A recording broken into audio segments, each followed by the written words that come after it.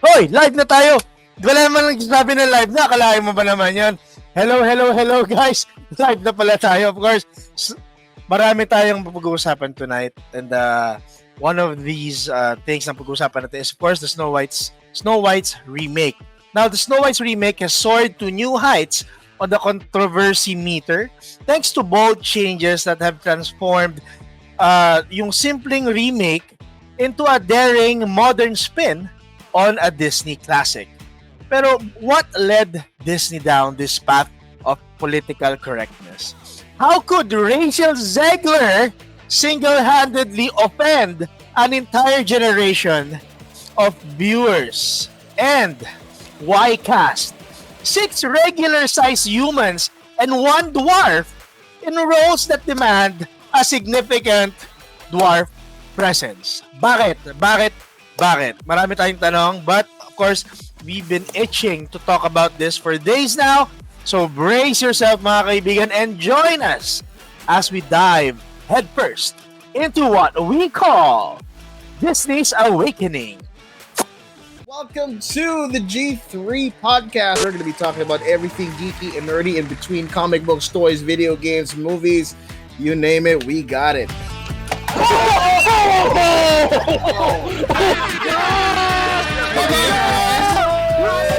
You're tuned in to the loudest, craziest, and most excited bunch of geeks and nerds on this side of the planet.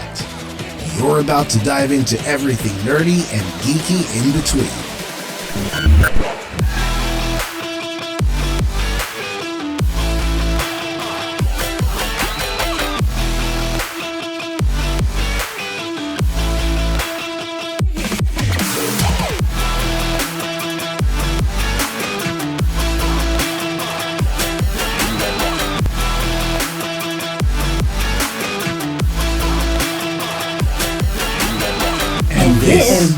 This is the G3 Podcast.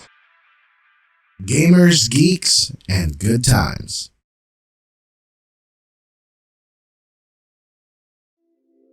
And this is the G3 Podcast, mga kaibigan. Welcome, everybody, to the G3 Podcast.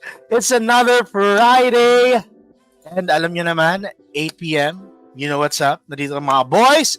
With me, of course, is the captain himself, Captain Mike, Trixter, ang ating General Tuna, and si Mr. Dubai 2023, Charlie Halito. Kamusta, mga kaibigan? How are you guys? How are yous? Di yung start na ako. I'm good. Start ka. Go! Daming ginawa today. Na-check nyo sana yun. We were at a specific event for Converge for PBA Esports Bakbakan. Jam-pack siya. Kaya lang, obviously, we have to go back here early kasi nga, it's for the podcast. I've been seeing a lot of posts sa'yo, Mike, and you've been spending a lot of time sa Converge office. Ba't kaya? Anong meron? Meron? There was nung Tuesday there was an internal event. Event Na yung para doon sa mga employees ng Converge. So we did the esports team ng PUBG, which is built different esports, tapos yung dalawang basketball players nandun din from Converge. Inikot namin yung buong Converge building to say hi and hello. Tapos itong Friday nga, PBA Esports Bakbakan. So, dahil dyan, Trixter, ikaw, musta ka naman dyan? Wait. Ako muna kasi parating na yung online grocery ko, mawawala ako in a bit. Sige, anong online grocery? Go!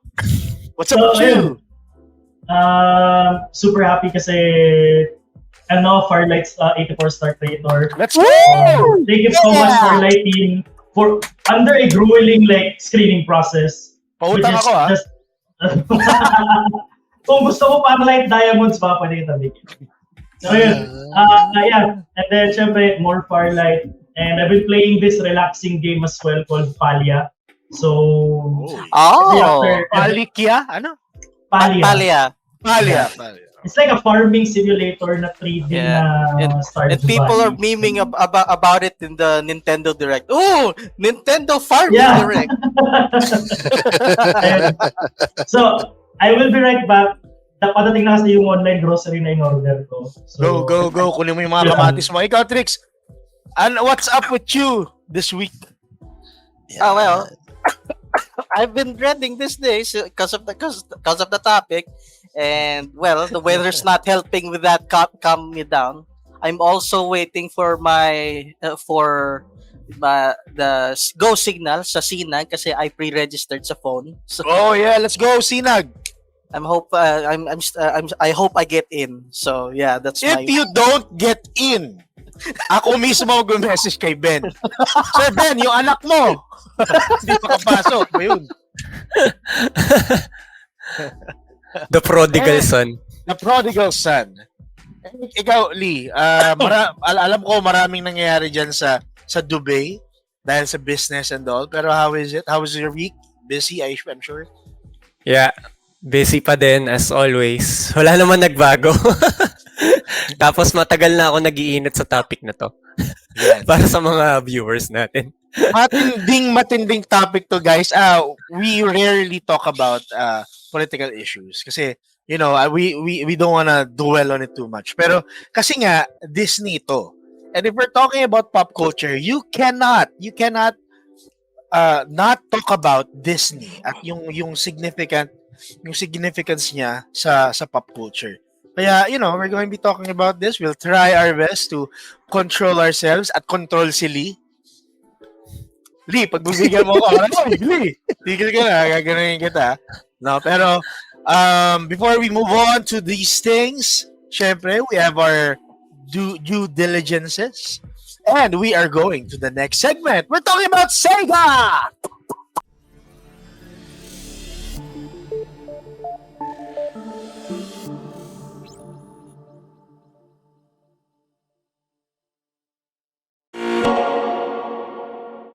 Ganda nung timing. Pagkabarel ko, of course, what's happening in the world of Sega? There are plenty of news.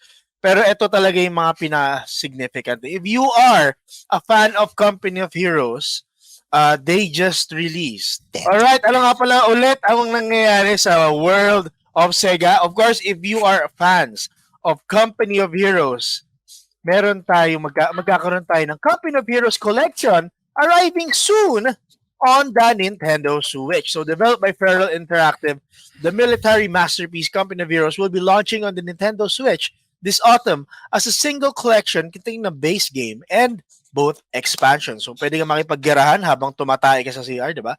So Company of Heroes Collection marks the console debut of the game that redefined real-time strategy, bringing with it epic campaigns based on the liberation of France by Allied forces in World War II.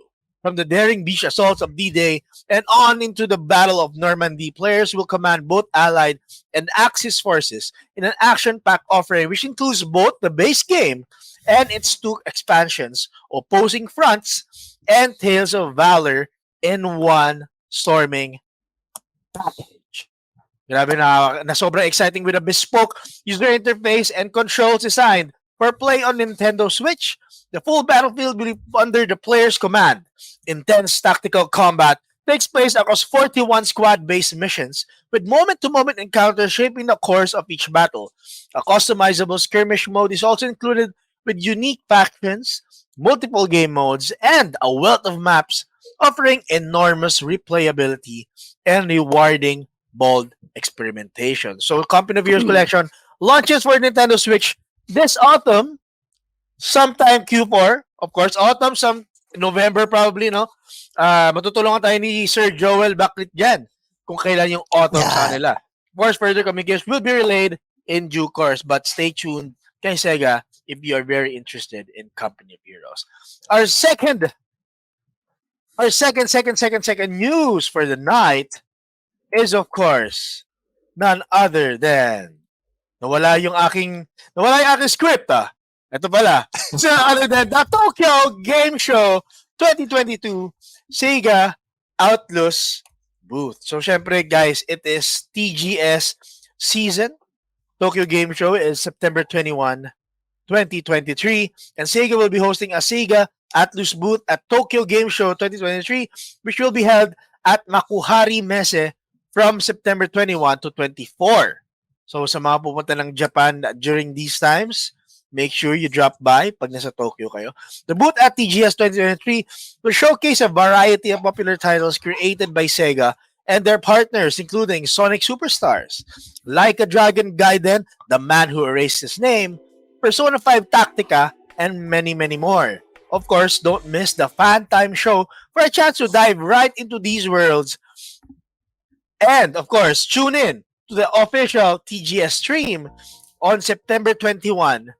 7 p.m. sa atin yan. 7 p.m. Philippine time for the Sega new #TGS 2023 special. This special program will be streamed directly from Makuhari and provide updates on games featured at TGS. Kaya sobrang exciting. Alam mo, pangarap ko talaga pumuntang Tokyo Game Show eh. Makapunta lang talaga tayo dyan. At makover lang natin. Sa September, no? Language barrier be damned. Oh, naman, language barrier be damned, di ba? Hello, I want to test your games, ha? Huh? Puro gano'n na lang. And that is it for Sega News. Siyempre, hindi lang Sega marami news, ha? Hindi lang Sega marami news. Meron din tayong Razer Gold News. Razer Gold!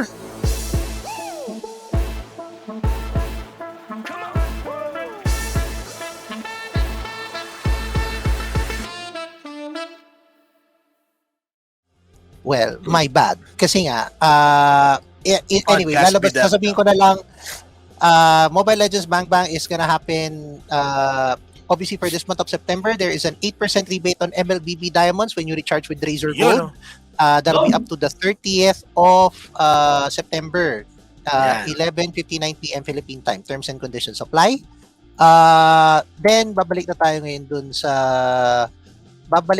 ngayon dun sa talagang Just news in na time. meron akong tama. Just in time, start na ng FPL. Exact. So, that's a perfect way Siyempre, to get your bonuses. Siyempre, when babanggitin you- din natin yung mga exclusive Star Enforcer Trail Effect and skins. Yan. Kaya masaya yung masaya ngayon mag Mobile Legends when you use your Razer Gold. And this is one of the reasons why. Every time you use a Razer Gold, merong parang babalik sa'yo na Razer Silver. And this one is part of the Samurai theme sticker. So, first registration mo to Razer Gold, you'll get automatically 500 Razer Silver, and you can only use 100 Razer Silver for that para makakuha ka ng samurai style stickers. And when you use that Razer Silver, you'll get that giveaway. Yang nakikita nyo ngayon. Ito, nakikita nyo itong gamit. Qualify. Kung gusto nyong magkaroon ng ginagamit namin na sobrang cool, 100 Razer Silver, di ba? Guys, just to clarify, it's to qualify, not to get. Qualify. Oo. Qualify pala. To qualify for the giveaway, all you have to do is just go to the Razer Silver gallery, select that Razer Silver for Samurai style stickers para you'll have a chance to win one of the headsets. The Black Shark V2. The Razer Black Shark V2 na may kasamang USB sound card. That is until the 30th of September din. Malay nyo, kami mismo ang bibigay sa inyo. Well, you'll never know. And of course, up next is the Razer Roblox collab. Again, with Razer Silver to. And you can score cutting-edge Razer and Roblox gear, which consists of yung Razer Barracuda Roblox edition worth 8K, which is yung headset na yun na black. Or you can get the Productivity Boost Duo, which consists of the ultra lightweight wireless gaming mouse and the Razer Black Widow V3 worth 10K yung keyboard, worth 5,000 yung gaming mouse. And all you have to do is just spend Razer Silver for it. So go to the Razer Silver catalog to get a chance to win one of those prizes. So ano ba naman yung 1,250 na Razer Silver, di ba? So, Oo naman, Lee. Pengin naman lang yung 1,250 Razer Silver. dami-daming nili eh. Dapat hihingi eh.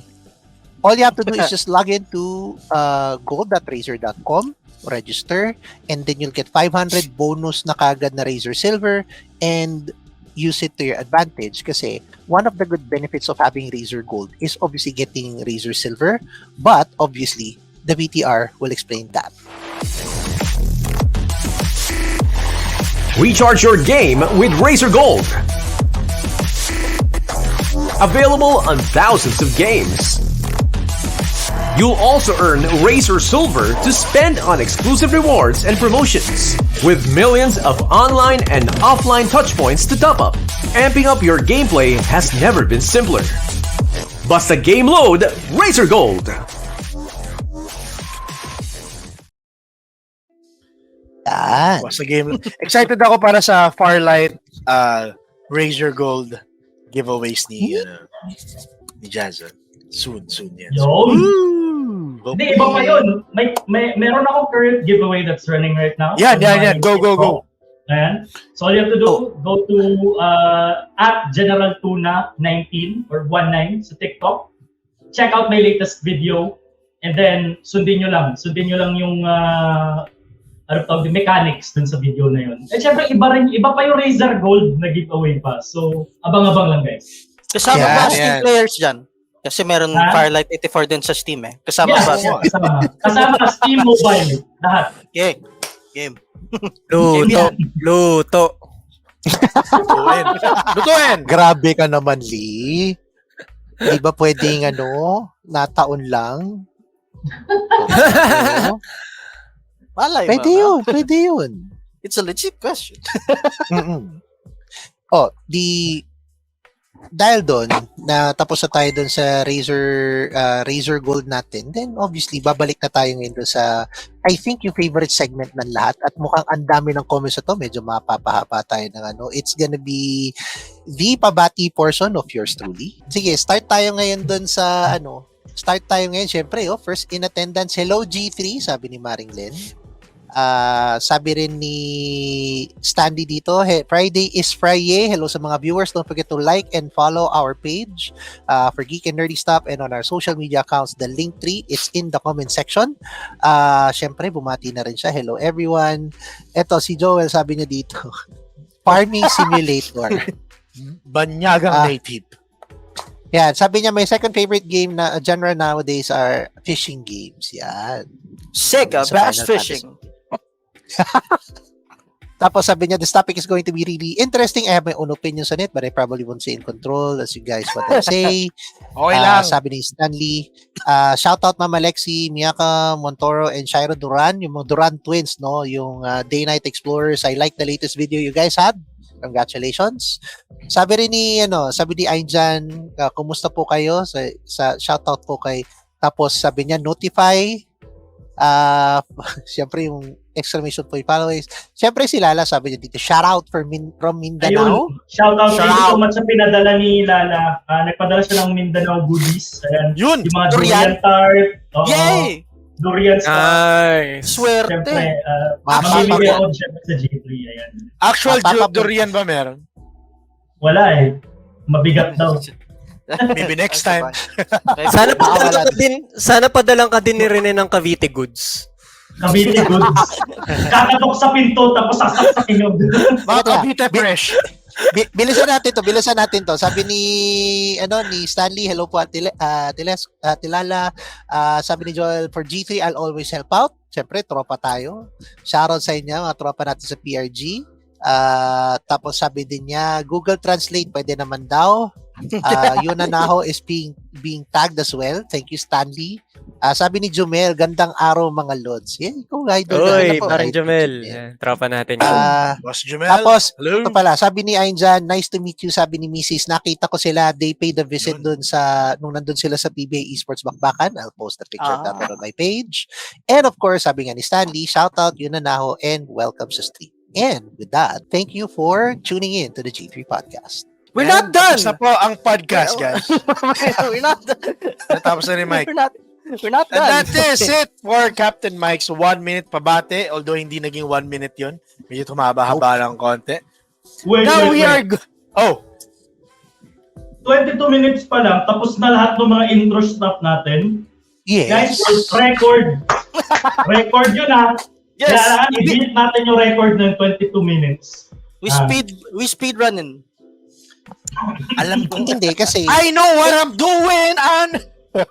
Hindi, tama rin naman na iano natin yung mga important announcements kagad out of the way kasi nga naman, sabi nga ni paring Noch kanina doon sa intro, medyo maganda tong topic na to Nane. What Maraming do we salamat. have for us? Maraming salamat, Doc, sa ano mo, sa segment mo. And of course, this is the main topic. Doc. At alam naman natin na Salamat, Doc. we will be, we'll be talking about some Ito na yung unang hirit. Kung talaga Arn, Salamat, Doc!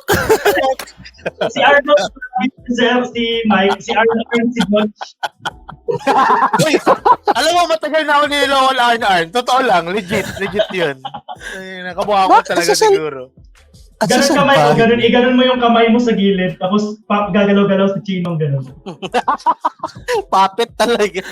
Alam mo, speaking of Arn, ngayon pag-uusapan natin, sobrang lapit ng segue, di ba? Pero pag-uusapan naman natin ngayon, something very controversial and very, very dear to our hearts, lalo sa puso ni Lee. Matagal-tagal niya nang gusto pag-usapan to. At ngayon, talaga pag-uusapan natin. Oo, nakakati na yung dila niya kanina pa eh. Pero, before we proceed with that, let us give you some context. Now, hindi naman natin, for the viewers, hindi naman natin talaga pag-uusapan lang yung Snow White. It's, we'll talk about it in passing, pero really, it's what the title says, Disney's Awakening, the wokest place on earth. So we'll be talking about Disney in general and the controversy of political correctness, So to give you a context, dito kasi nabuo yung topic na to, So Disney announced the Snow White remake last October 16, 2016. Matagal na to guys, matagal na pinag-uusapan to. Now, it was only in June 2021 that Rachel Zegler was confirmed as a titular Snow White, and in November naman of 2021, si Gal Gadot naman was casted as the Evil Queen.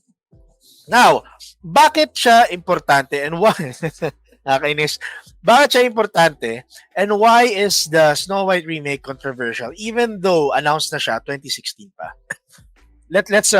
Let's just jump up to the timeline a bit, Let's talk about some of the controversies that was revolving around this. One controversy actually, or one thing that led to controversies, was actually Peter Dinklage's comments on casting dwarves. So let me just give you an excerpt of what he said. Literally, no offense to anything, but I was sort of taken aback. They were very proud to cast a Latino actress as Snow White. That's something else that we will be talking about. But you're still telling the story of Snow White and the Seven Dwarfs. Take a step back and look at what you're doing there. It makes no sense to me. You're progressive in one way, but you're still making that fucking backwards story about seven dwarfs living in a cave together. Have I done nothing to advance the cause for my soapbox? I guess I'm not loud enough. Alam naman natin kung saan siya nanggagaling. It's literally the Seven Dwarfs part of Snow White remake.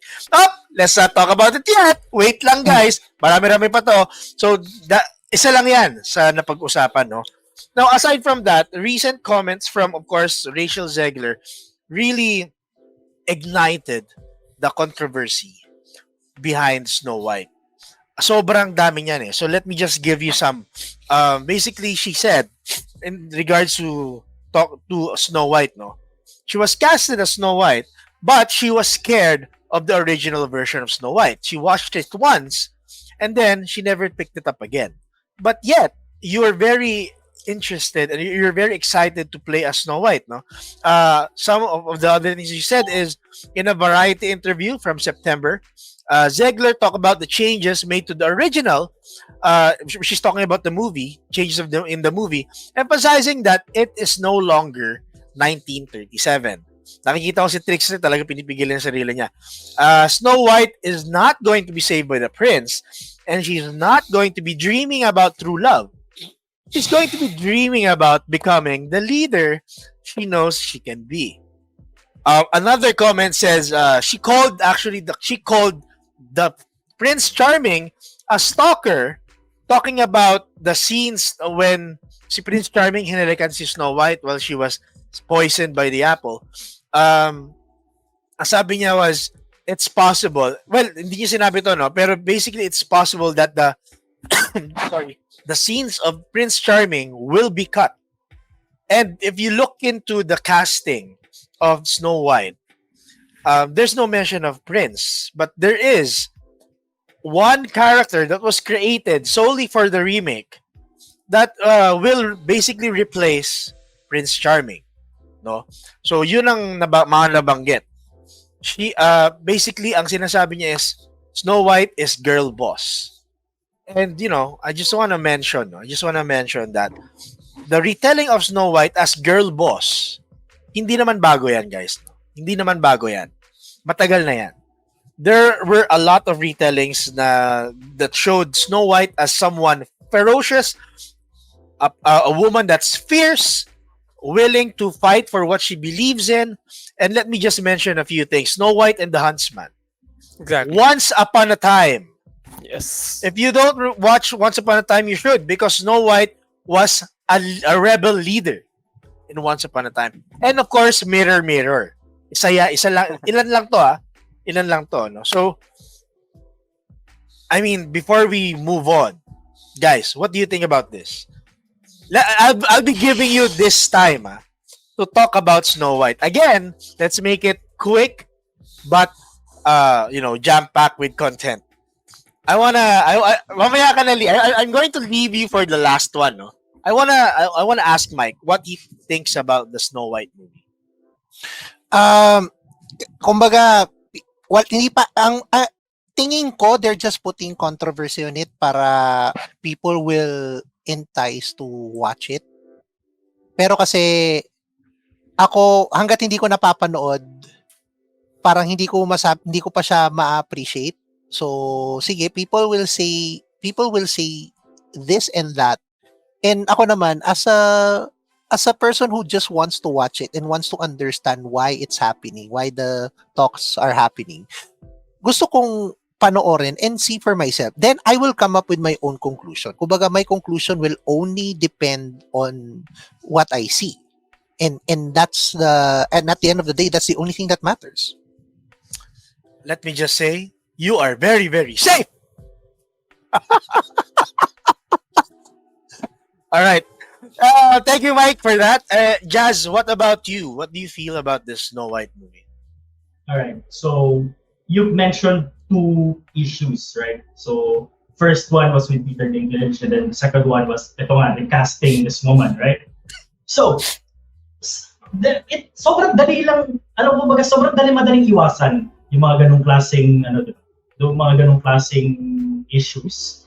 Like Peter Dinklage, okay, so it's not progressive if you're gonna cast like dwarves, diba, in Snow White and the Seven Dwarfs. Ayaw niya yung depiction of dwarves living in a cave. Let's put CGI dwarves then. Boom, one problem solved. Wow. Now this Rachel, what's her name? Okay, then it's not 1937. 1937. It's not 1937. Yeah, okay, fine. Then don't make your movie Snow White. Let's put Snow White and the Seven Dwarfs, girl boss, or I don't know, like, diba, yung mention nga ni Noch, diba? Snow White and the Huntsman. So it would create a different expectations of viewers, right? If you put Snow White and the Seven Dwarfs, people are gonna expect it's gonna be fucking Snow White and the Seven Dwarfs. Diba? Na parang, ano nga yun, kasi yung like, finish ng prince and all that shit, diba? It's like, and then I have this, I mean, it's gonna be weird then. I think they have a point, because it's gonna be weird if they're gonna follow the real Snow White story. They casted Gal Gadot as the queen. Freaking gorgeous woman. Do you think someone that gorgeous ay maiinggit to someone like her? Mas maganda pa si Gal Gadot as queen. I think that's why they have to like backtrack a little bit and then change the story.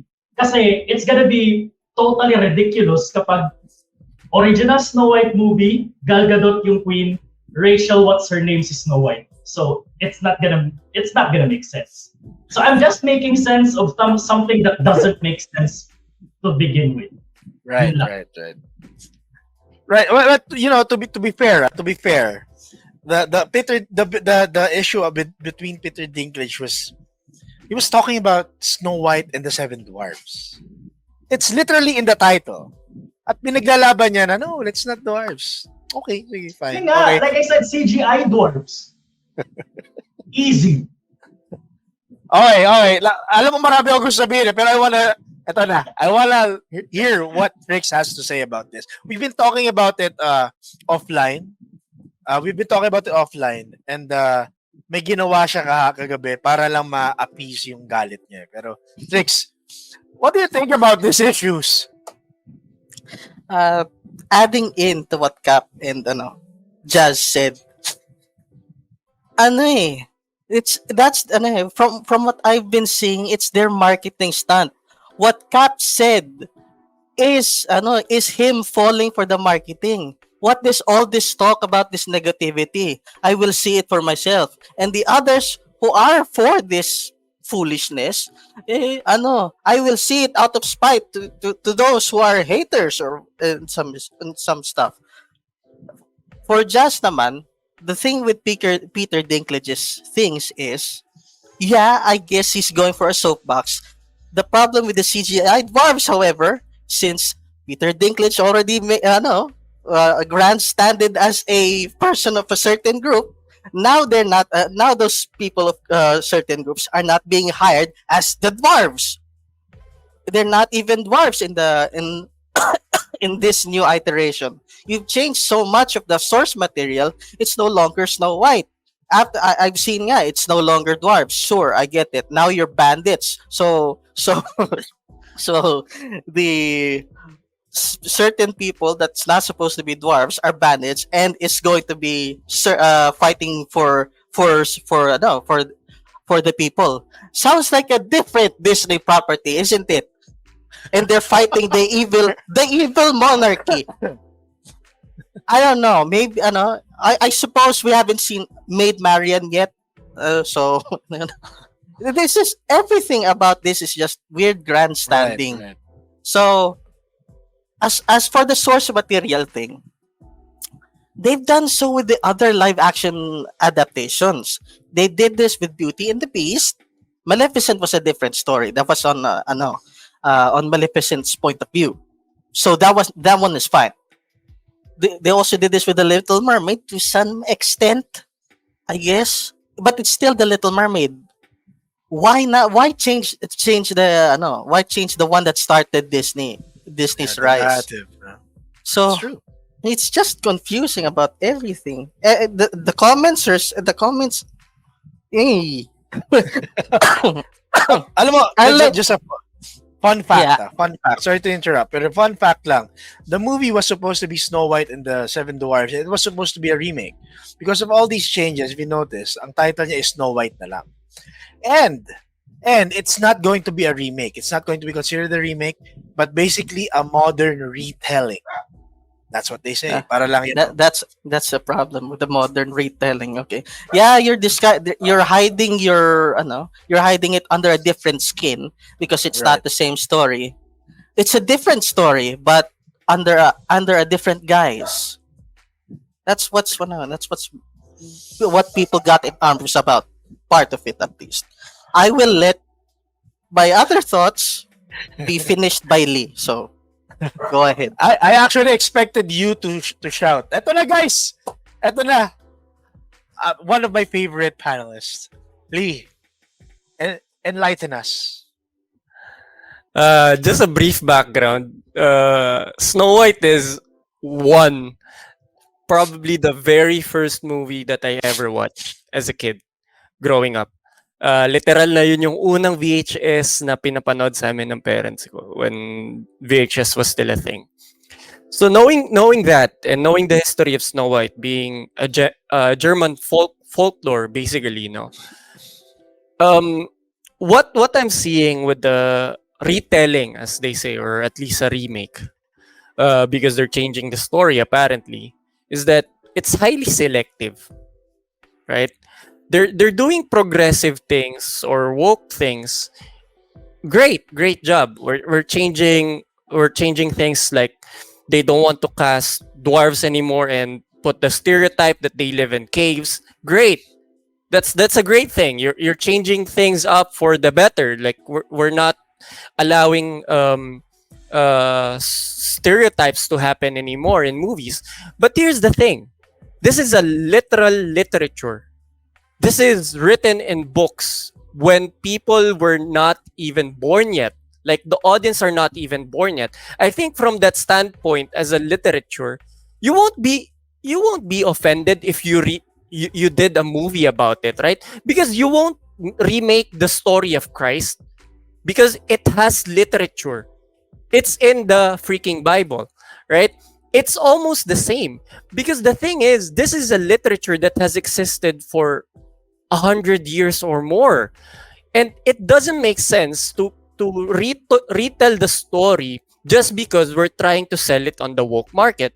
It doesn't progress. It doesn't actually help the cause. It makes a step back, like 10 steps backward, because now you're opening a can of worms that, white trolls, right? A naturally white troll, because this is a German folklore, are now being given to colored characters or actors, which doesn't make sense.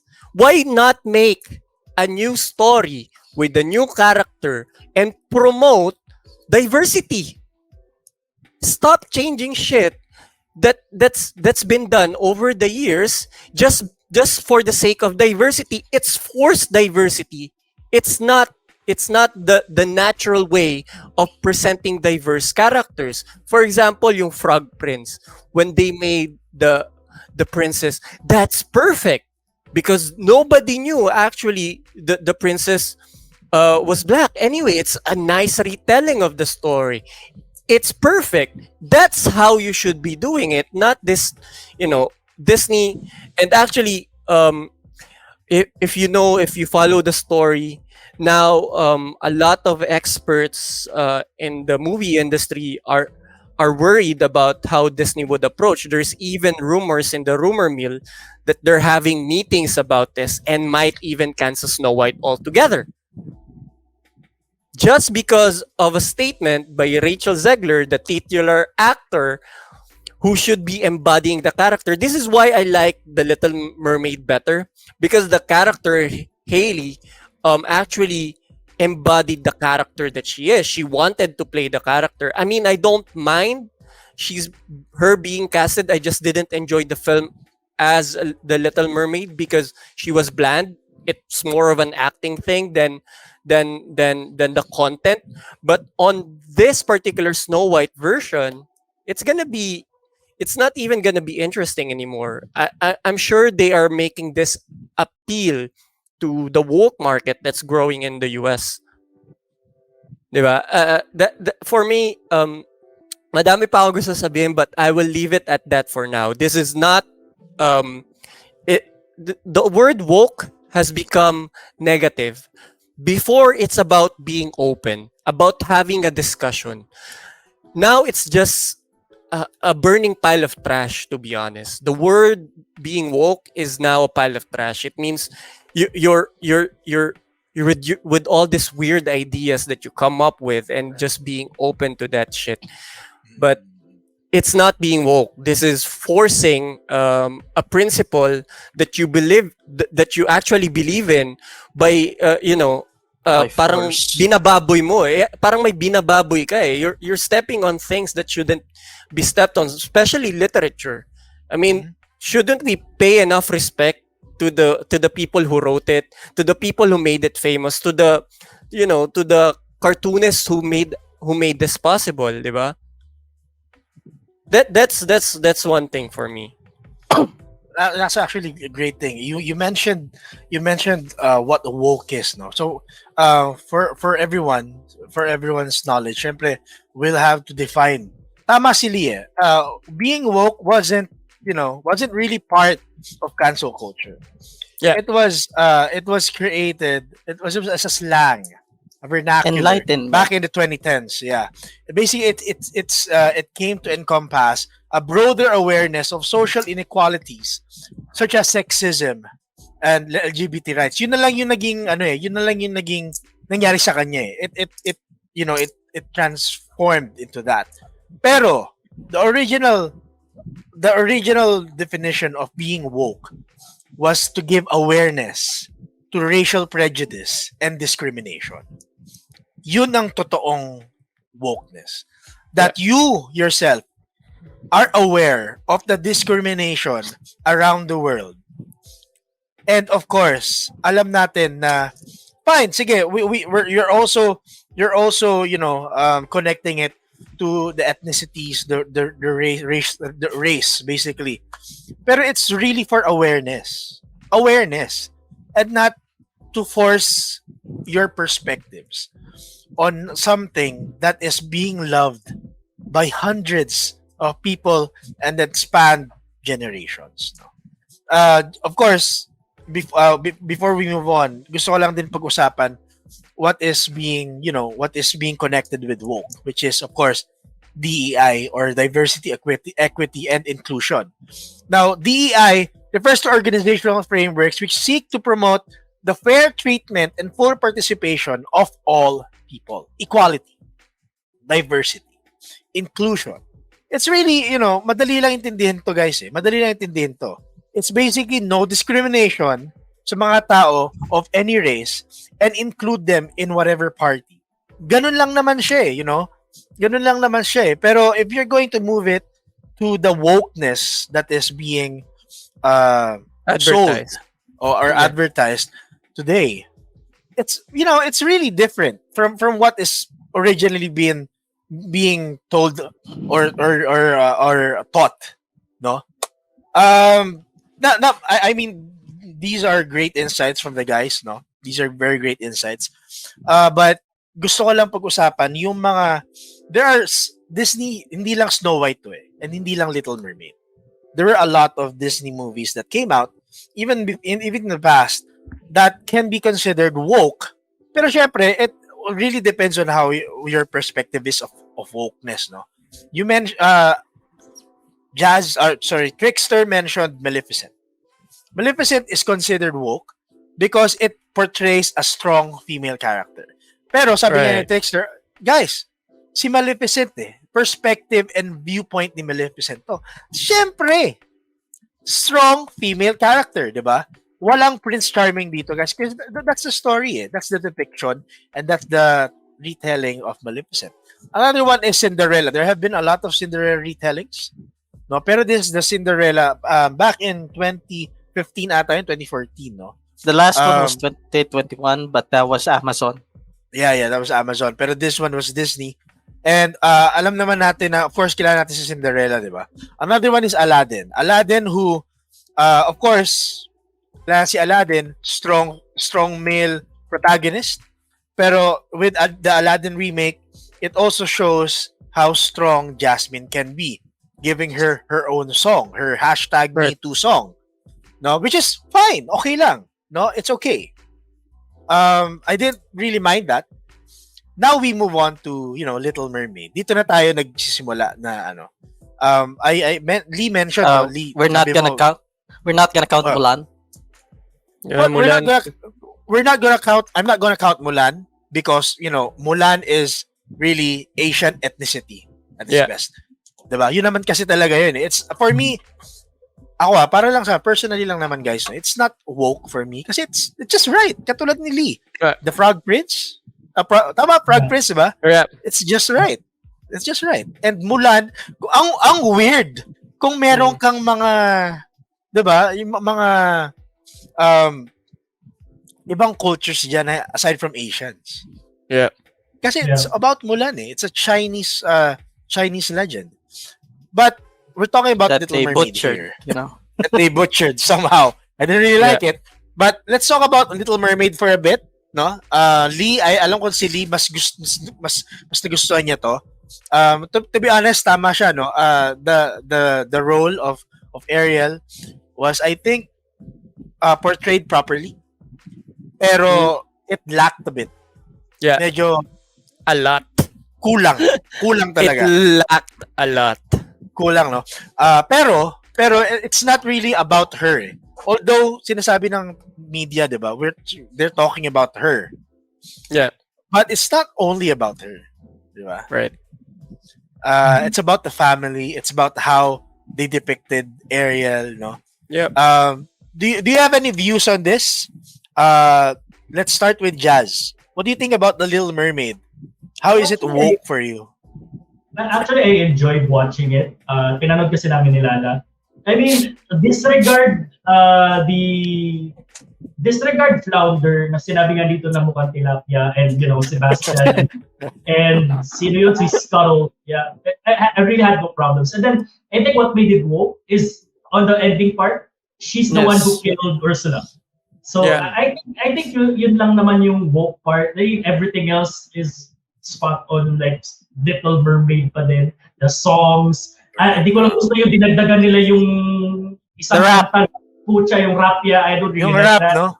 Yeah, I mean, other than that, it's fine. Like, Little Mermaid is okay. Right. It's Little Mermaid. What about you, Lee? Since you mentioned nga na nagustuhan mo rin to si Little Mermaid. Ano yung nagustuhan mo sa kanya? And aside from the acting, ano yung sa tingin mo It's naging okay. I mean, kulang nila? the story was great. They didn't change much from the source material, which I really like. I mean, the story's still there.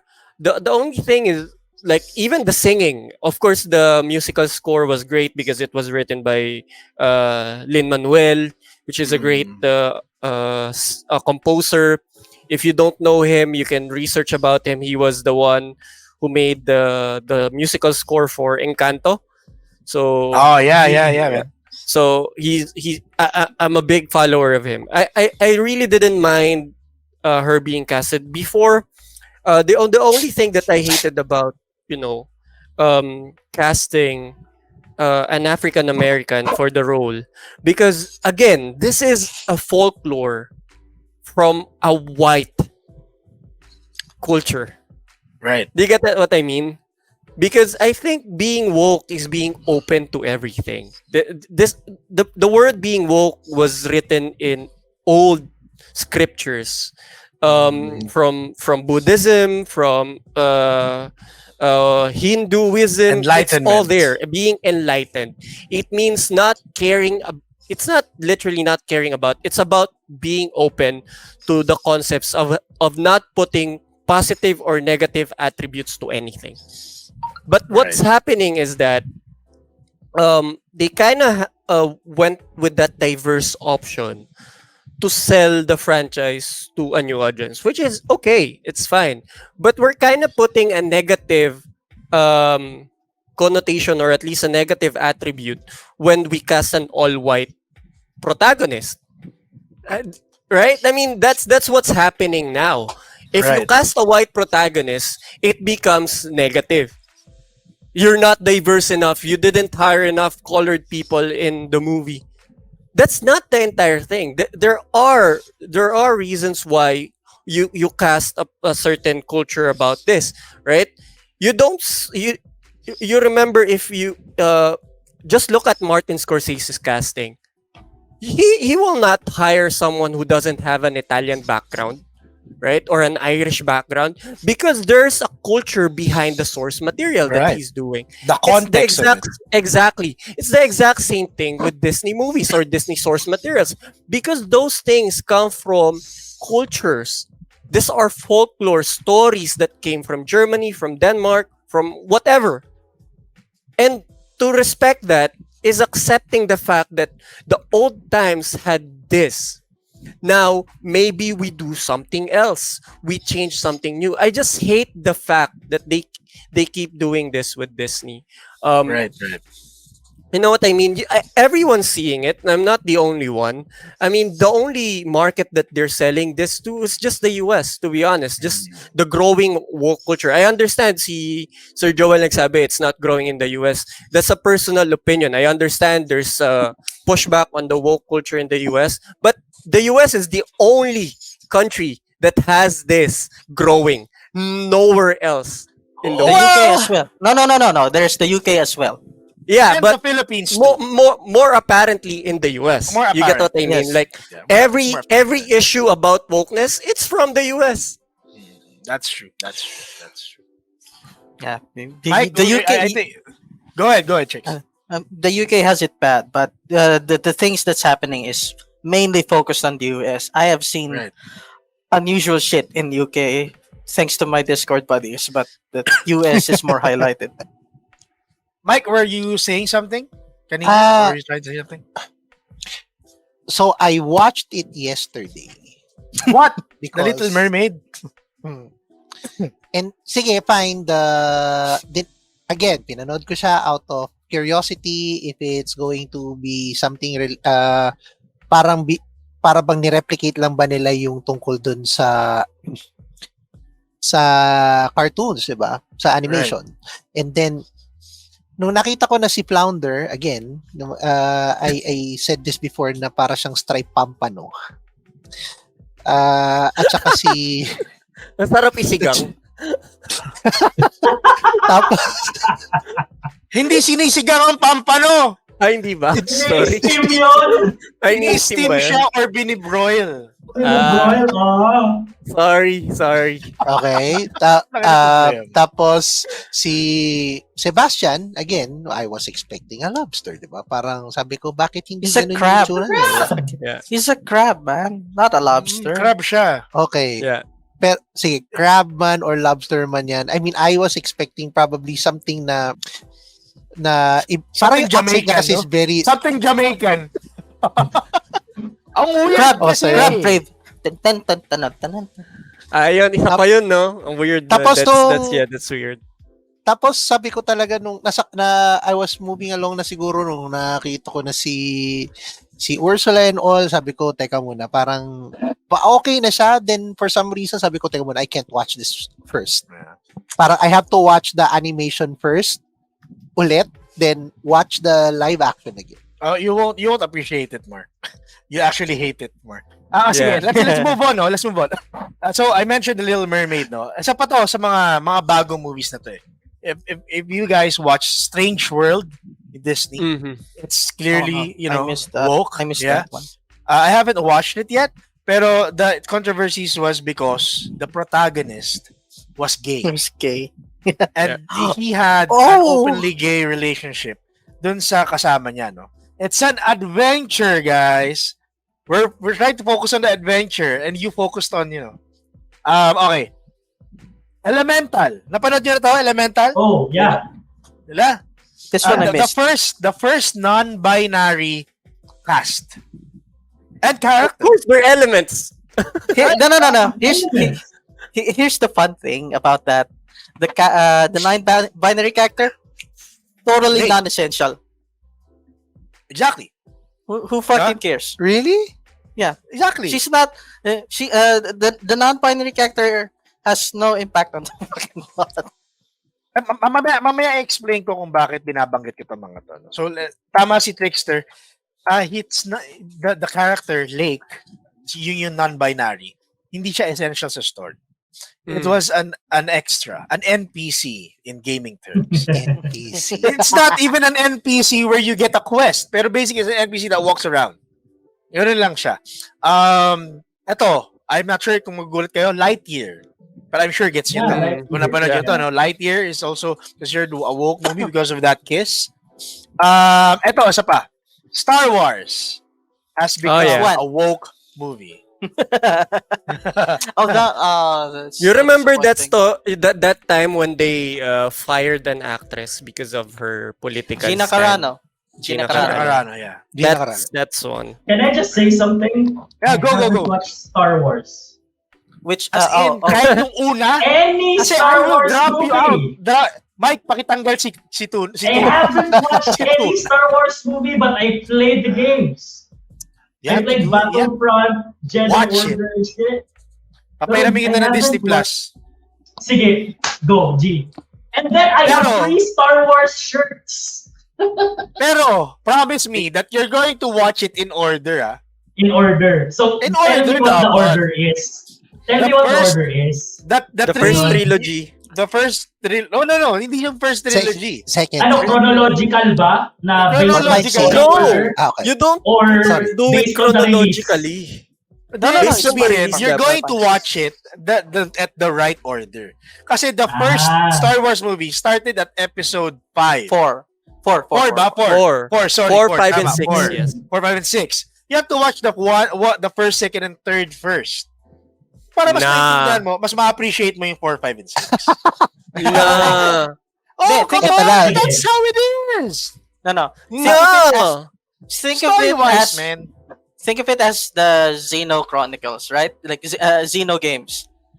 The first Xeno game was episode 5, and then it went to episode 1, Right. and then went to Xenoblade Chronicles. It's like that. You will never understand stuff na until you just put them together. Parang So Suikoden the, din. beau- Parang the Suikoden beautiful din. the beautiful thing about the first trilogy that came out is the fact na there was no background story yet. Okay, so there was no prelude to it. The reason why I suggest watch the by release is so that you can see the difference between generation. Because if you watch the second trilogy immediately, like the 1, 2, and 3, you might not appreciate the first one But because nagigets it's ko yun. from an older Yes. graphics. Yes, The reason yes, why it's graphic-wise, right? Visuals. graphic-wise, there's a very big difference. You will not find the first one great if you watch the newer ones. We're first. talking about graphics now. Oh, that's true. That's true. I totally agree with that. But He also has to watch. story-wise, Siyempre, yung in order. you know, Yeah, of let's course. say na yun, Jazz. I mean, Anyway, basta the watch first it. trilogy still rocks, so the Basta second watch one it. is okay. Yeah. He also has to So, watch the Christmas special. Yeah. Oo. Sige na nga, yung mga Christmas specials na yan, nakakabuisit. Okay, let's move on, no? Sige, Sorry, go. before we move on, I just like everyone then to participate dun sa We'll natin watch sa question natin na the question is there even a Disney live action na you like? Dahil pinag-uusapan rin lang naman natin tong mga content na to, maybe you have something good naman din Sige, maybe we can contribute. ask it for everyone din, ano? Let's just keep it quick, pero Lee, is there a live action? Is it a remake ba, Mike? Remake? Hindi. Live action. When Basta we're live talking action, about, okay. Is Oo. there a live action movie that you liked? Beauty and the Beast from is the only Disney? one that I like. Yeah, from Check, Disney, check. it was Beauty and the Beast. Ikaw, General Tuna. Actually, I like Cruella. Cruella. Yeah. So you like The Little Mermaid? Meron ba Cruella na ano? Live action, yes. Si Emma With Stone. I did not know Emma that. Stone, yes. That was, ano yun siya, parang prequel. Technically, parang prequel ng 101 Dalmatians. It was I like Cruella. Ursula yun nasa isip ko. It was a heist movie, but Right. Yeah, they made. right. No, it's weird. They made it into a heist movie. Yeah. It was pretty good. Pretty good. Ikaw, It was Trix. okay. It was okay. It was nice. do we include the live actions from way before or just Yeah. recently? Anything. Well, the 101 Dalmatians then, you know. Yeah. Oh, right. great. That was Okay. That was a classic, you know. That Yeah. was considered a Was- classic now. yeah, Okay, that was a a really good good one. Ikaw, Mike, ikaw. Maleficent. Yeah, because Maleficent. it's, you know, Actually, Maleficent was really good also. I liked how they created the story, no. Ako, They I would created say the lore. that lore. They created the Yun. entire lore for that universe. It's amazing. Somehow I liked Aladdin. Nagustuhan ko yung Aladdin. Gusto ko yung That's Aladdin. alright. Kasi para sa akin, isa siya sa mga talagang nag-stick to that core story. You know? Mhm. Except for Jasmine. Except for Jasmine. and No, Will Smith. Jasmine was fine. I think they were reinforcing what was in the animation. Because if Yeah. you remember the animation, Yeah, Jasmine they were was already has a very strong personality. Strong And personality. Yeah, they she- just reinforced it and added the woke culture That's around it. That's specifically okay. why I don't like it. Okay. On those parts, I don't mind it because it comes naturally. You She know what I was- mean? It's not forced. Because I know she was already combative against her father's orders, and she Right. was being held back by Jafar.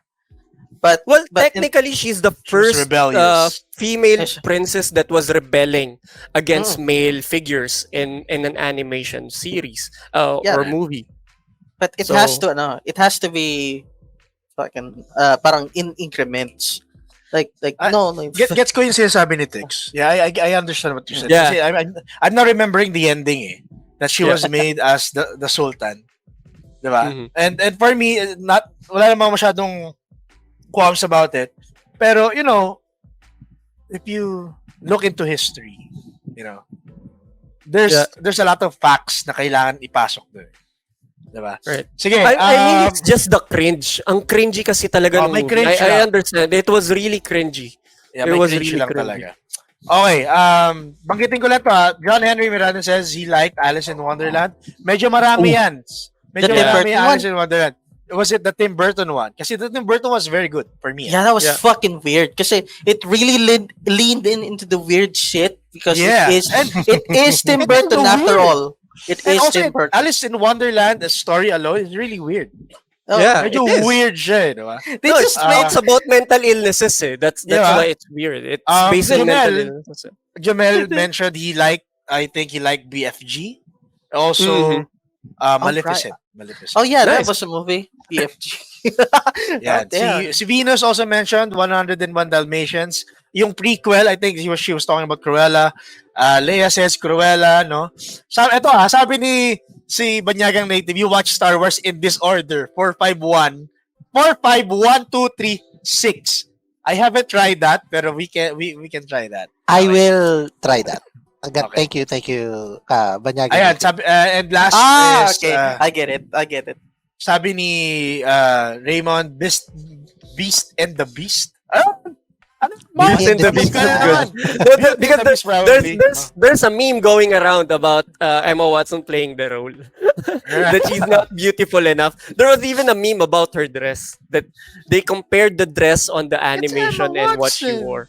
It didn't live up to the live action. It was so droopy compared to the other. Yeah. It was not ball enough. It's not ball down enough. Yeah. Not ball. Okay. All right. So continue tayo sa list ng Star Wars. Now the MCU, or basically the MCU movies and series that that gave stronger protagonists like Black Widow, She-Hulk, Eternals, Wakanda Forever. These are, woke. No? And of course, we go to Snow White. Now, bakit ko binanggit yung ano na to, yung list na to? If you notice, guys, no, pag pinag-uusapan natin sila, some movies, sinabi natin, okay lang naman, wala nang problema, di ba? Okay lang. I mean, Aladdin was okay. Okay lang naman kay except for Trix. Cinderella was okay. Maleficent was okay. No, and these were all considered woke. Now, bakit natin nababanggit si Strange World? Bakit nababanggit si Lightyear, si Snow White? And I think it's because I'm sure you all have other insights, but let me just say my own. No? And I think it's because of perception. It's really perception. No? We talked about this in a previous episode, and pinag-usapan natin perceived value.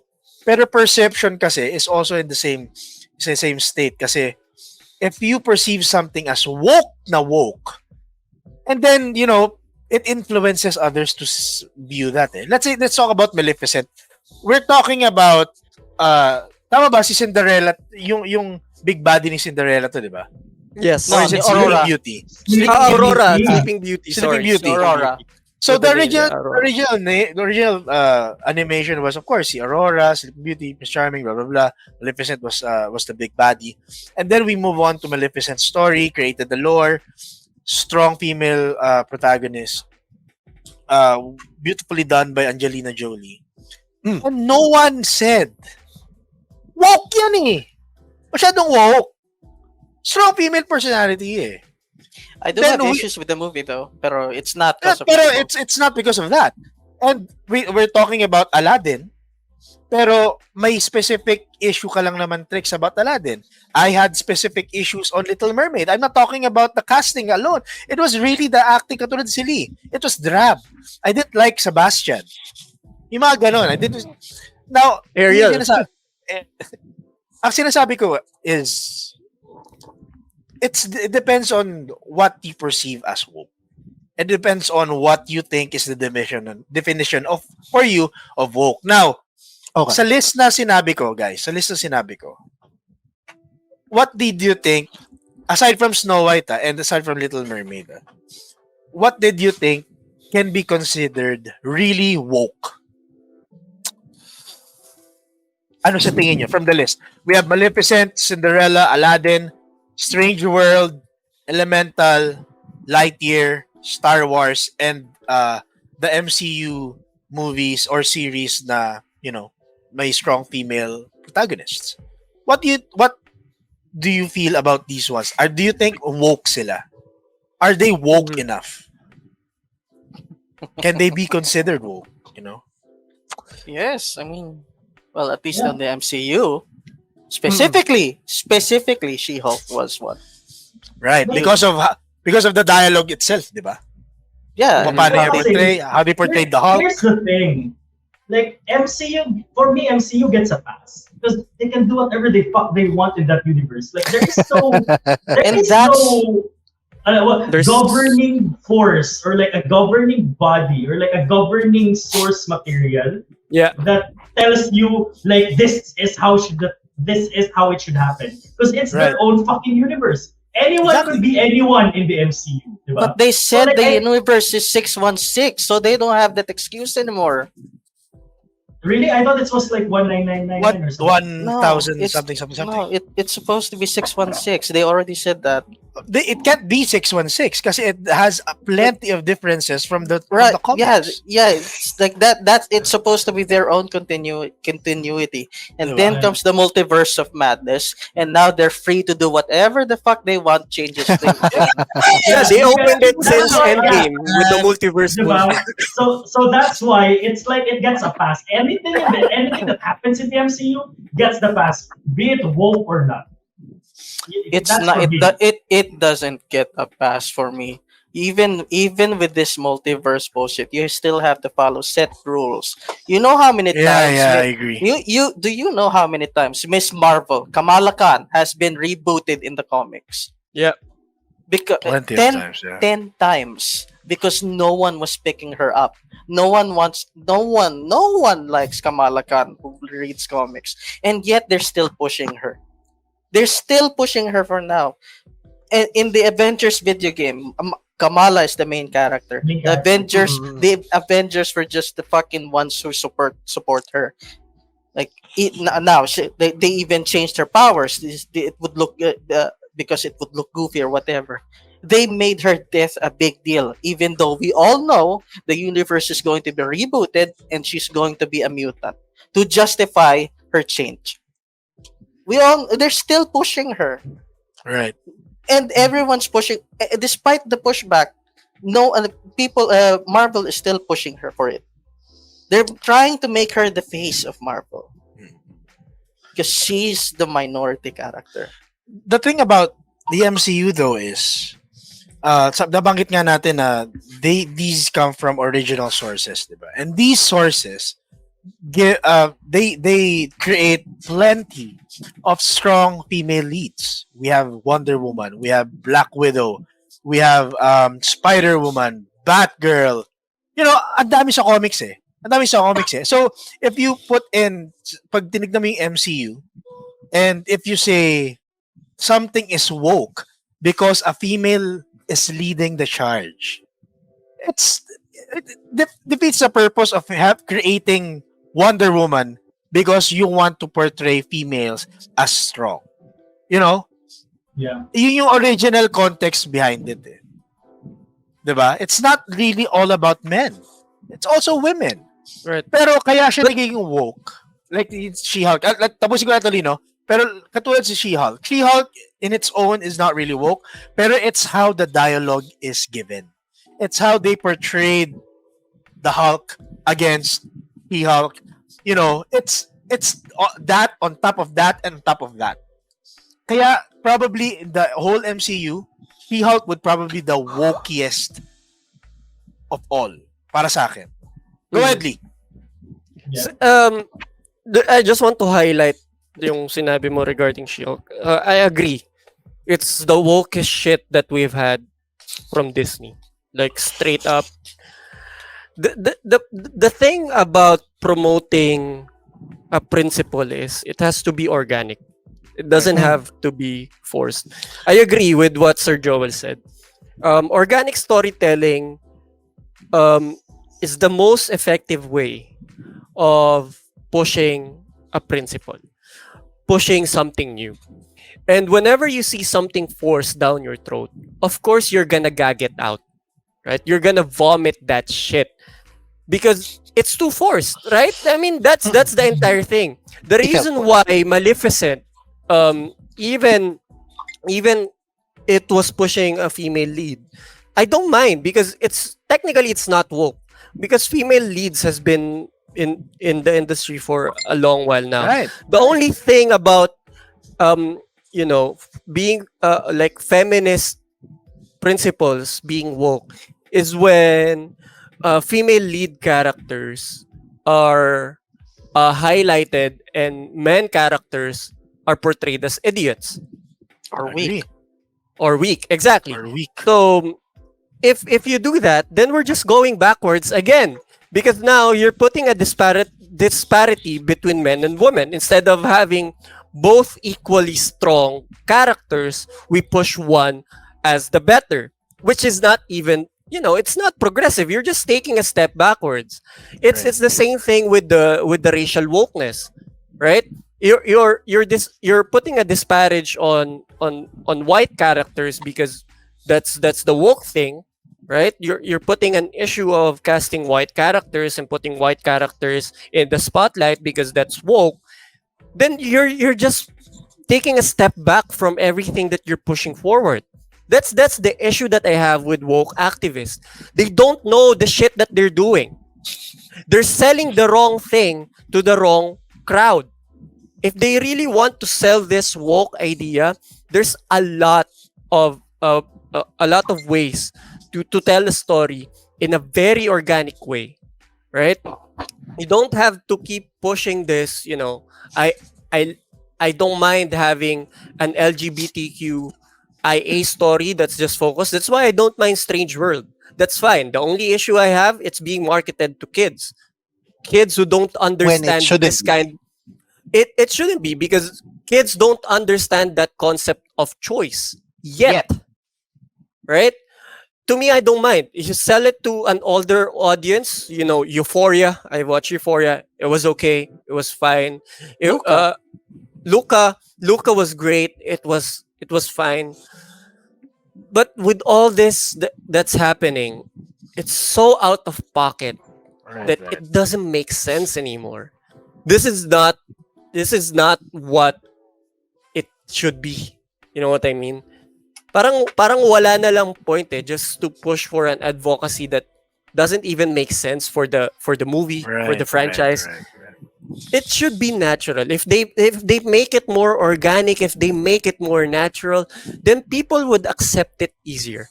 Right? Because if you create an entire movie of, a princess with an African origin, can you imagine the storytelling behind that? How African culture is so rich, but they wouldn't want to do that because the franchise is not famous. It doesn't exist yet.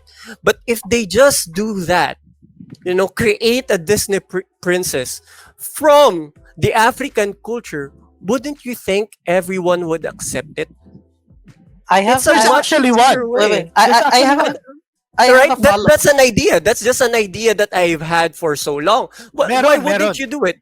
May Right? Disney princess na African, African American. Meron. Yes, That's a Tiana. different one. That's Tiana from the Frog Prince, but that's not an African princess. Yeah. She's not technically a princess. Yeah. I have a follow up to that. Well, yeah.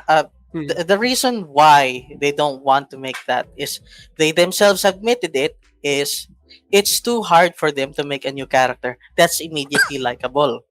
That's That's why they had to borrow from certain franchises, impose their ideals on them, so And then that implement.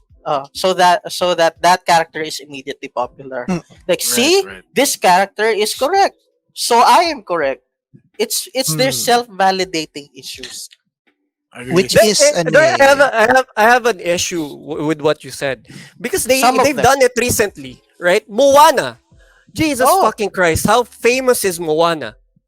For But- how many after Moana came out, kids were singing their songs, and that's from a Pacific Islander origin, which is Right. great, right? Right, You can do right. that again. Right now, they're trying to playing it safe. They've been, That's they've the been thing. walking on Oh. eggshells. Yeah. No, That's the thing. not walking on eggshells. We're talking money here. That like Okay. they're playing it so safe while also pandering to a certain amount of crowd because ESG and whatnot. It's the only way for them to try and recoup their cost that they made making those new characters. The business That, standpoint. that's Talking where about the the business disconnect standpoint. happens eh. Sobrang disconnected kasi nung concept na yun.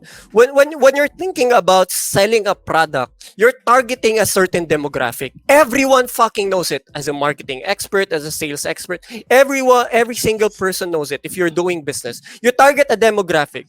Even if it looks racist, even if it looks whatever, everyone who does business does this. So it's nothing new.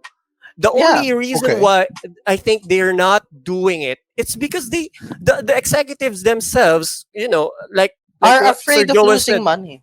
Oh. it's not about losing money. It's not at all. I think it's just about their issues about cultural Well, appropriation. Get yun, no?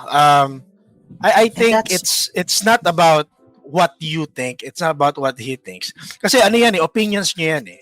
That's Yes, what that's correct. you both think. That's what your insights eh. Really, we will never know why they don't do this unless sila mismo magsasabi na dahil sa ganyan eh. Pero I think you won't have good points eh. Para sa akin, in a business standpoint, possible. Kasi mahal mag-create ng character tapos mag-flop din. There've been plenty of new characters that Disney created na nag-flop eh. Marami-rami na rin. And at the Tapos same sila mawala time, ng pera. at the same time, their own perspectives, their own views, their own political views na I don't want to call anyone racist or pero it's a easier certain- to sell. It's easier to sell. Aminin na natin guys, it's easier to sell a character that is somehow in that nandun siya sa part of that world. Nandun siya sa part of that colored spectrum. 'Di ba? I mean, let's say sige, Frog Prince, Tiana. Pag-usapan natin 'yan. You mentioned na hindi siya Disney princess. Okay, pero consider siya a Disney princess. Yep. Pero that was years back. Matagal na siyang nilabas. There after her, wala na. 'Di ba? And I don't hear anyone singing her songs. Moana, I guess. There was. Every Disney has songs. Every Disney movie has Oh, right, songs right. that resonate. Pero yun nga, because of marketing, because of perception, they won't do that risk. Kasi it's easier to sell Something that's outside existing in any market that we talk about, no? In any market, it's easier to sell. Mulan. Di natin nagustuhan yung Mulan eh. It's not about the casting. It's about the story itself, di ba?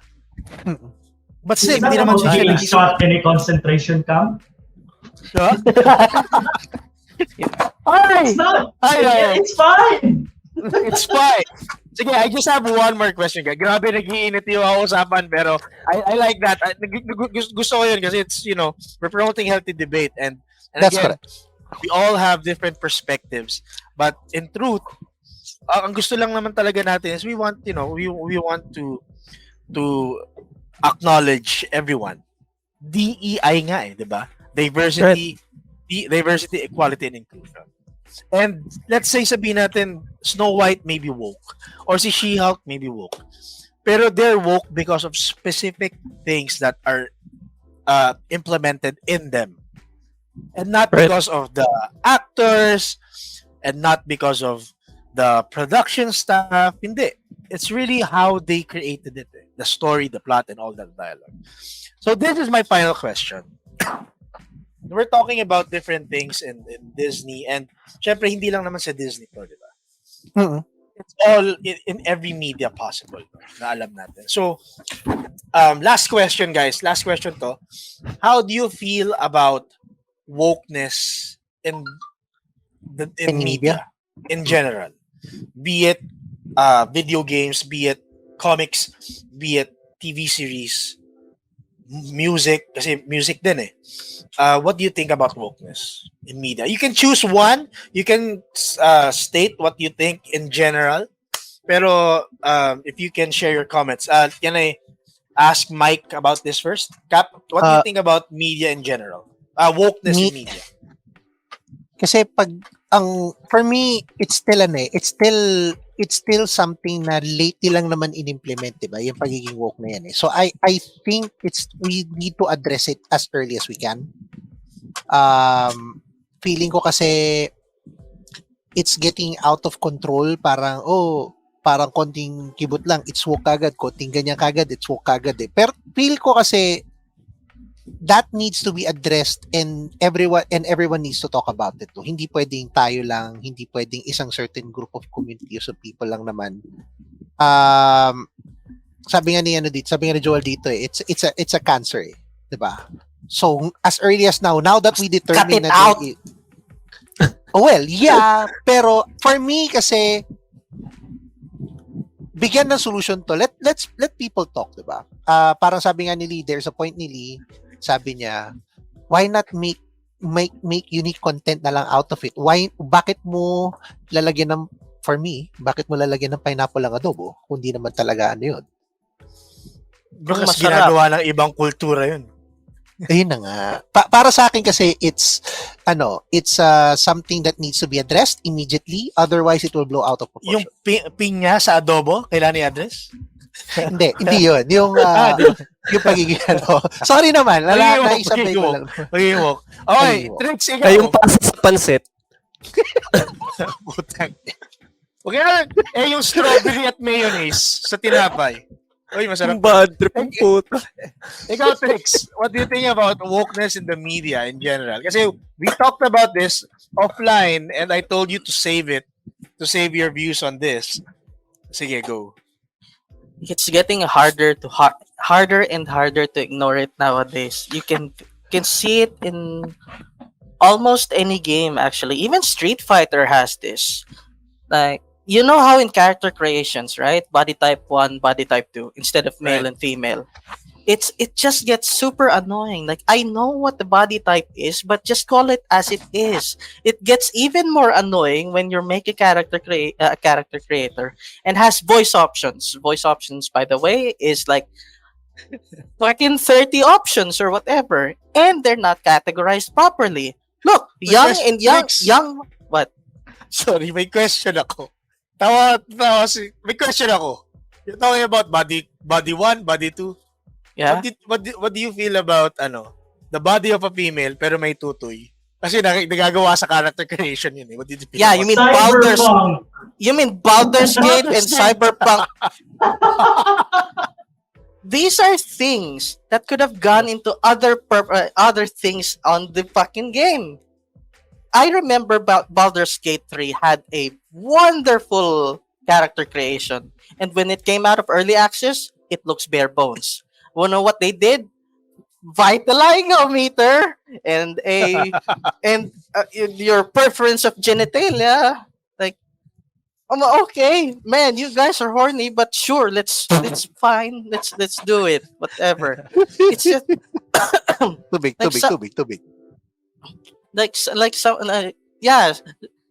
What did they say? It just seems unnatural when you introduce it like this. Like, I am sure people find it funny. They can make their own freaks in character creation games, but at the same time, it doesn't matter. And sometimes it can take you as even though I'm not a big guy on immersion, it can take people's immersion out. You know, That's true. like all of these things you put in there. Like as much as I love, Street Fighter, what did my character? What does my character, my very petite character, having a big burly old man voice, have to do with Street Fighter? You know, like You're talking about Street Fighter 6, di ba? Street Fighter 6 specifically. Yeah. I have my own issues with Marisa, but that's another kind of worms. You know. All right. No. One last thing is Go ahead. the more you ignore this, the more they'll be emboldened to add more stuff that you will not like. You have to take a stand. You know, like this is why I'm for gatekeeping. Gatekeep to an extent. You know, don't be those like you have to ask them a trivia question or whatever just to be part of the club. Gatekeep in a sense that'll keep your franchise alive for the Defending better. it, parang ganun. Grow. Keep it growing. Like if you allow bad faith actors in your hobby, parang the thing that you love will change, and you'll be the one that'll be forced out. Ikaw tuloy ang weirdo. Like ayaw mo to, pero sila okay. Ayaw mo ng pututoy sa babae mo. Okay lang naman sa akin. Hindi, iba yun. Ibang usapan yan. Ibang usapan yan. Teka, iba na. Okay. Sige. Sige, go, Trix. Finish your sentence. Go. Yeah, that's it. So, all in all, just if you really love your hobby, be prepared to take a stand against weird nonsense like this. You know? Right. They will try to gaslight you into liking it. Like it doesn't have to make sense, but but it's for the greater good now. It's for diversity. You're being exclusionary. It doesn't make sense. So no, I will not. So at least take a stand. Gatekeep to an extent. Wonderfully For said, your hobby. General. Yo. All right. For me, Final thoughts na rin to, General. Yeah, being woke in media, like sometimes it's for the good. Sometimes it's for the worse. Sometimes it's embarrassing enough to like it's from like a franchise that's surefire sana na like a $1 billion blockbuster, but it flopped, diba? Like Lightyear, like sayang diba? So I think it will come to a point where these companies will start losing money because of their woke shit. Because people will be enlightened to the point na, you know what, let's not support these kinds of things. And then like, not to the point na i-boycott nila, pero like, to the point na wala na silang pake.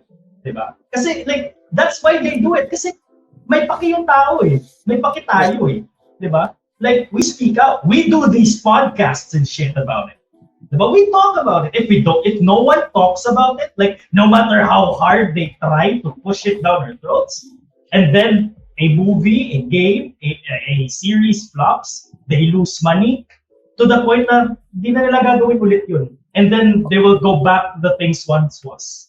Ganun na lang. Or die. Diba? Or die. Yun.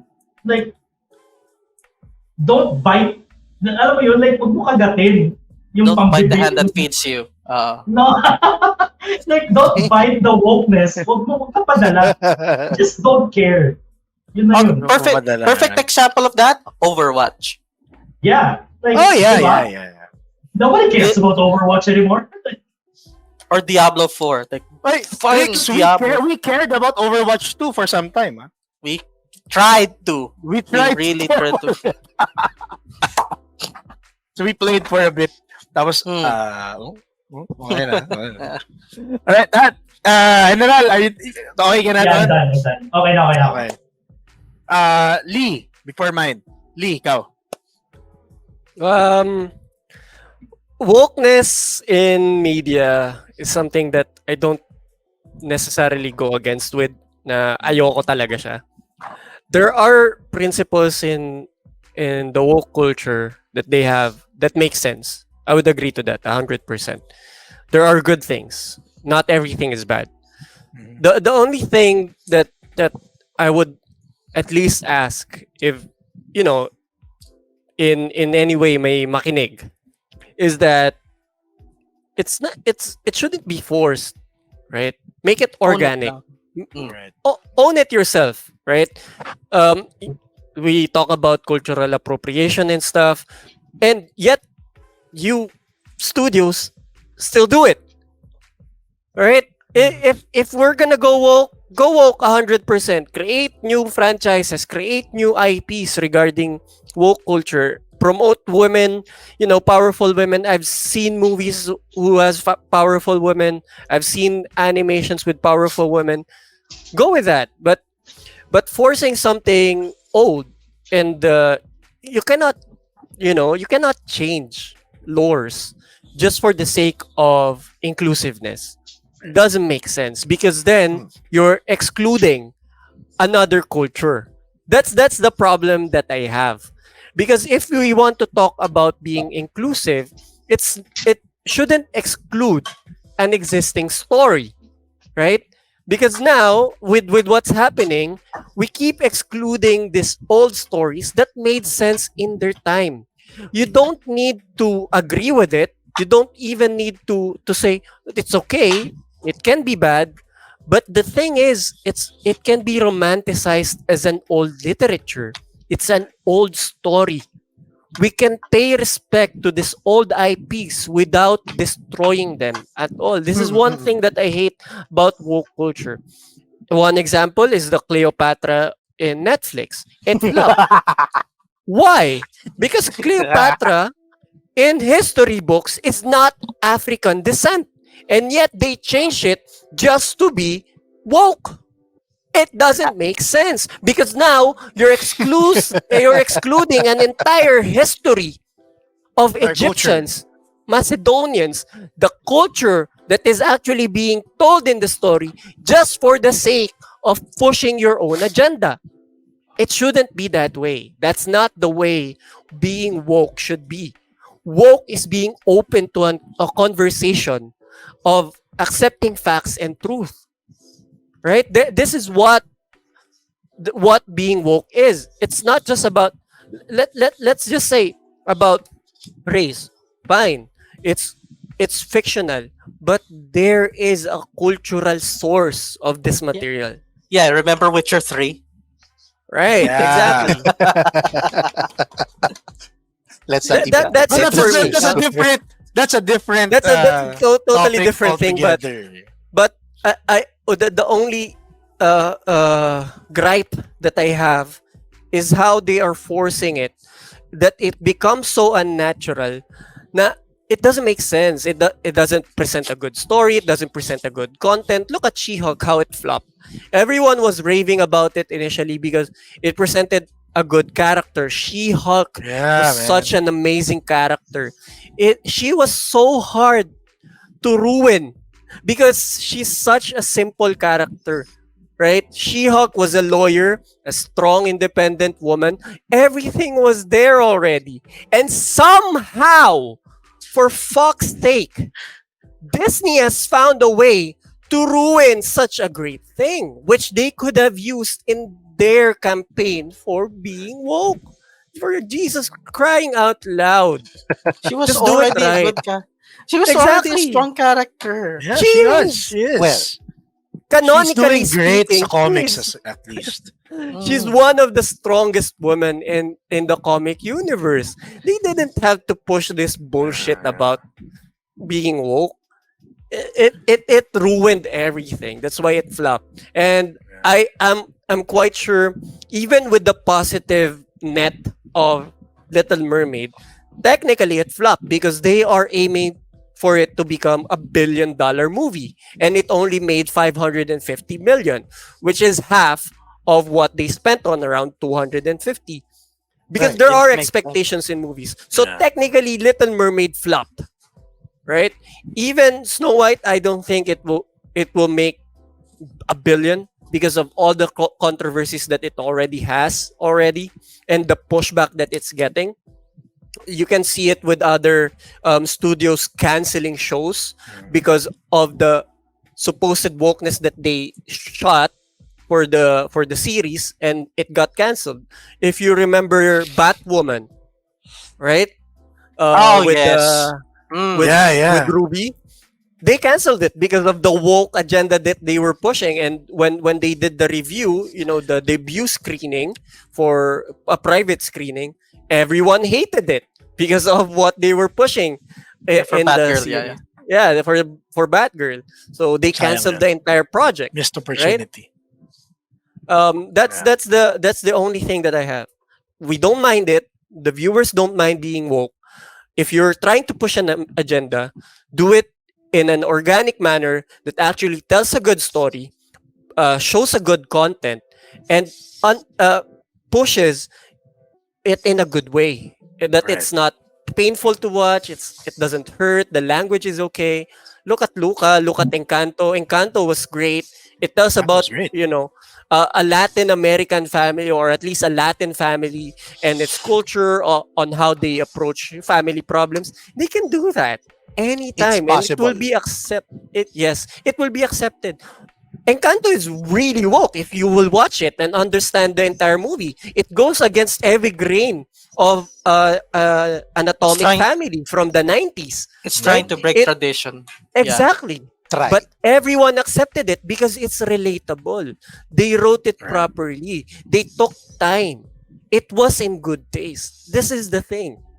If you don't present a good content that, is what properly or well presented,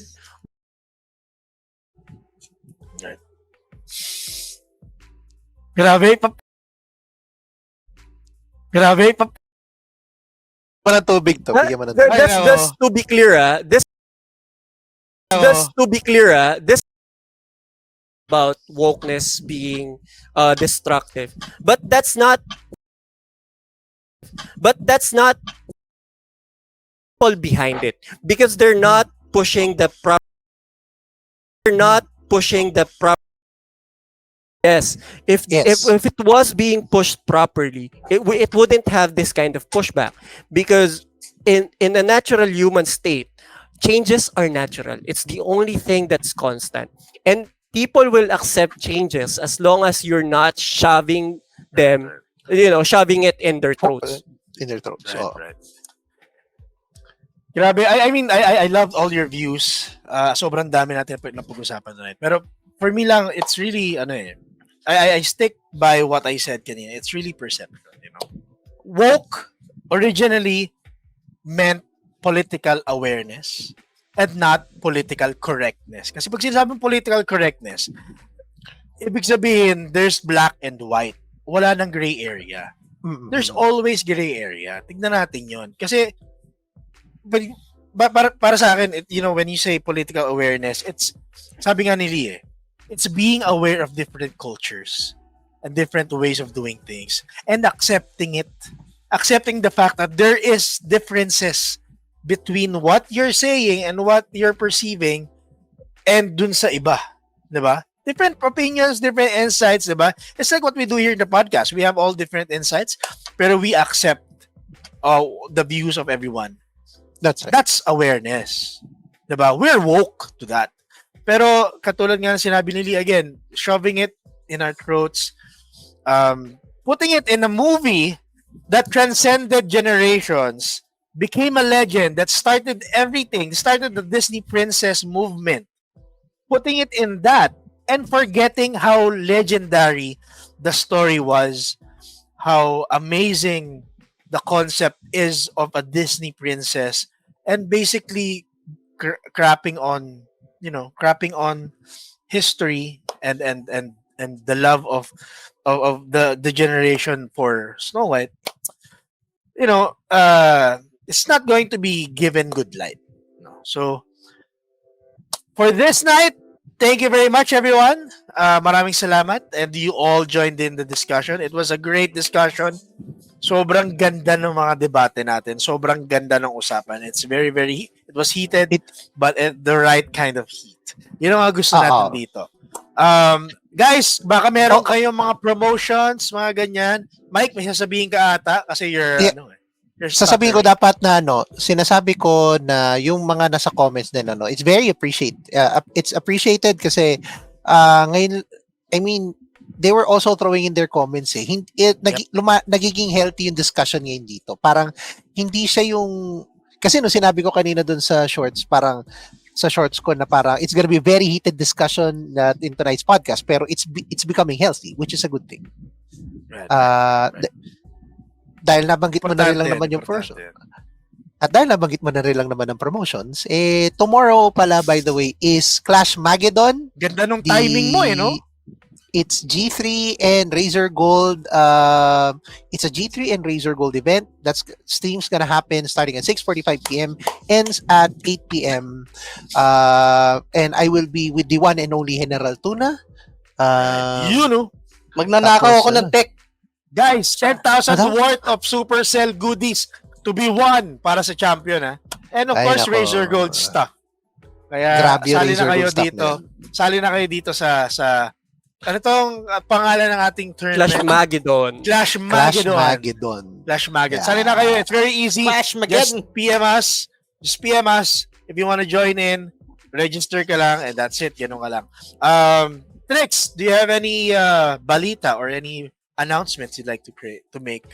Baka mag-announce ka na pupunta ka na Manila ulit. Hindi. Well, no. That's for later. That's for a later date. Pero I would just like to make a proclamation since proclamation daw, teka. It happened during the hiatus. We have done it. Anita Sarkeesian is gone from the industry. But however, the damage is done. It's up to us to pick up the pieces and rebuild anew. Okay. Make video games.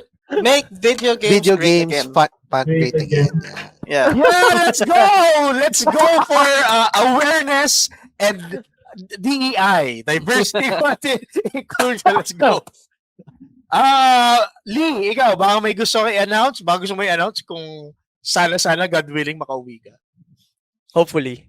But yeah, tomorrow, kasama ko sila Tito Joel sa another podcast sa Timeless Gamers, guys. Just wanted to promote mga tropa natin sa PRG. It's an exciting discussion. It will be about 80s toys. And the 80s era. Wow. And of course, babalik yung GTFO podcast by Sunday. It was supposed to be last Sunday, but I had to do something. So this Sunday, we will have the GTFO podcast again. And yeah, actually, it basically will be a follow-up of what we did today on G3. I will be discussing things further in that topic about some social media issues that's happening. Puro Luca Vega, maganda ka na. Guys, make sure to watch out for Timeless Gamer that's happening tomorrow. All right. The PRG gang. And of course, the GTFO or Get the Oof Out. Get the Oof Out. Kay Lee. Magandang usapan. And of course, our very own General Tuna. Yun. Again, thank you so much for watching, and please do support my TikTok channel. Be posting my Farlight highlights doon. At the same time, we'll be doing giveaways if may paulan si Farlight sa atin. Ayan. And if you are also a Farlight content creator or a rising creator, visit my channel. Type ka lang doon, pa-follow back Lodi, pa-follow ko kayo na. Yeah. Di mo pinapollow eh. Hindi ba? Yan nga. Hindi ba? Check ko rin nga yung page ko. Pa-follow back Lodi. Pa-follow General. Hindi, baka may talent. Check na ngayon, no? Tayo na, friends tayo, gagi. Ganun ba? There's a page. Goods naman pala. Friends tayo sa TikTok. Gagi. Goods naman pala. And of course, ako naman, ano nga ba? Announcements lang for next week's episode. Guys, marami pa kaming giveaways. As in marami kaming giveaway codes, guys. Kaya, Mag-giveaway kami ng mga giveaway codes ng games to. Games. Steam games. Next week yan. Abang-abangan nyo lang. At magpo-post na lang kami kung ano yung i-giveaway natin. Pero medyo marami pa to. Sabi ko sa inyo, we are plenty of surprise dito sa G3. Oh, yeah. So,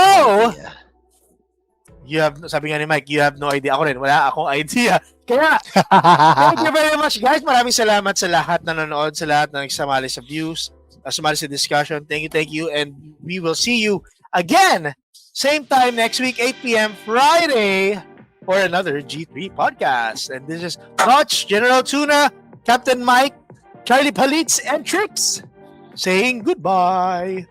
And F you, Wokest.